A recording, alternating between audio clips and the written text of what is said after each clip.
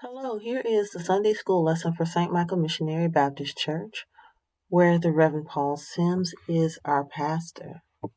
The lesson is titled Promises, Promises, Promises.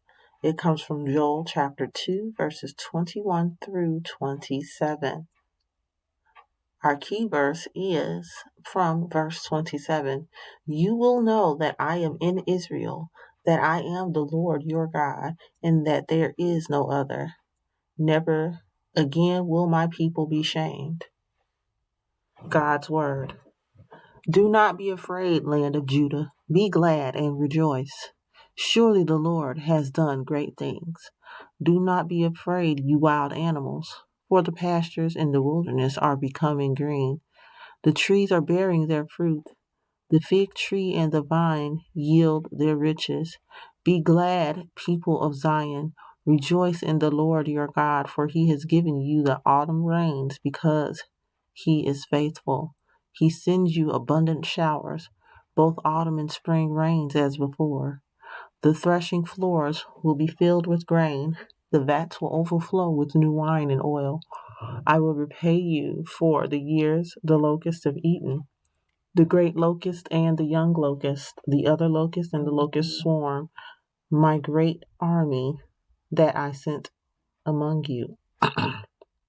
You will have plenty to eat until you are full. You will praise the name of the Lord your God, who has worked wonders for you. Never again will my people be shamed. Then you will know that I am in Israel, that I am the Lord your God, and that there is no other. Never again will my people be shamed. Bible story. In today's scripture text, we are reminded that God keeps his promises to his land and his people. God spoke through the prophet Joel, telling the people, the land and the animals, not to be afraid, but to be glad, because God had done amazing things. God was assuring them that he keeps his promises. God told the flocks and herds of animals to forget their hunger. The pastures would be green again. The trees would once again bear fruit. Fig trees and grapevines would be full again. The people of Jerusalem should rejoice in the Lord. God wanted them to see that the autumn and spring rains were sent as forgiveness. He added that the threshing floors would be full of grain and the presses overflowing with olive oil and wine. Then God said, I will give you back the crops the locusts ate. The locusts were God's great destroying army that he had sent against the people. God said, once again, you will have all the food you want. He continued, praise the Lord who did these miracles for you. Never again will my people experience disaster like this. Finally, God told them that they would know that he was among their people of Israel, and that he alone was the Lord their God. He promised that they would never again be dealt a blow like this. Promises. Part 1. The family was excited because mom and dad had promised to spend a long weekend in the mountains at a cabin. As they were driving to the mountains, Aiden told them, I'm so glad that you all kept your promise. I've wanted to go to the mountains. Everyone else has been except me. Thank you so much. Well, Aiden, you are welcome, Dad replied. You all are such good students, and we just thought it was time to reward you and your brothers. You all deserve it. You all remembered that good choices have good results, and we made a promise. Wow, look at all of the mountains. Look, Mom, there's a herd of deer. Do you think that God makes promises to all of them as well? Aiden asked. Exploring the story with Nicholas and Cornelius. Hello, everyone. Nicholas and Cornelius again. God made promises to Israel and assured them that he would keep them. Joel reminds us of this good news. We have many feelings when we know that God keeps his promises.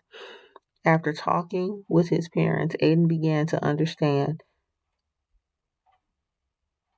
Aiden began to understand better how God keeps his promises. Aiden asked if God keeps his promises to the animal as well. Why do you think Aiden asked this? Aiden, when you look around, you can see all of God's creation and his work, Mom said. You can see that God not only keeps his promises to his land and creatures, but he keeps them to us. Mom, are you saying that God never breaks his promises? Not one, Aiden asked. Never. God is not like your dad and me. We try to keep all our promises to you, but sometimes we don't, Mom said. But God keeps all of his promises. Amen to that, Dad said. Sometimes we need to be reminded that God never breaks a promise. Just like us, Aiden needed this reminder. Why do you think it was important for Mom to explain why they kept their promise? Why they kept their promise? What did it show to Aiden? How do you think it helped him to see God and his promises in a different way? How would you explain to someone else that God keeps his promises? Let's look at the scriptures for next week.